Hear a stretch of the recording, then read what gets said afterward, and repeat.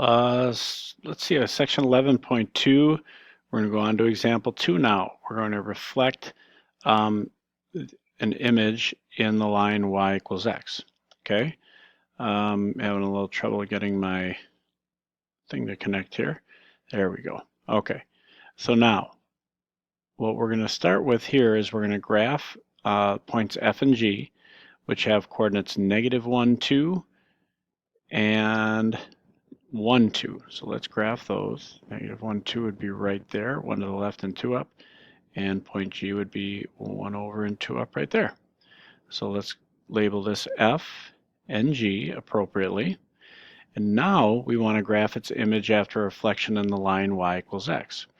Well, recall that the line y equals x is nothing more than a line where the x and y values have the same value. So the point 1, 1, 2, 2, 3, 3, 4, 4, and so on. So that line would go through all those points where x and y have the same value.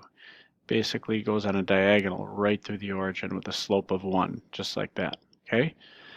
Now, the fact that it has a slope of 1 means when we are graphing the image of this, and actually I should graph that little segment there, I suppose. I want to graph the segment that goes from F to G. So let me just draw that real quick. I should have done that right away. And it looks like that. Okay. To graph its image, now, a couple ways you can do it. You notice that point G here is about a half a diagonal unit away from the line. You could do that.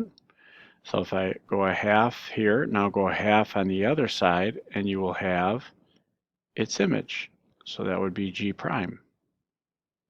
Now if I do the same with F, if I count F, there's one diagonal and a half a diagonal. So we go a half and 1 on this side, and there would be F prime.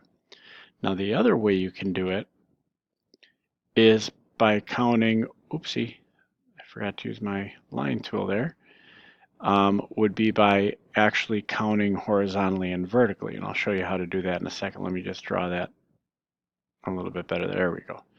Okay, what I meant by that is, so if you look at G, to get to the line, I would go down a half and over a half.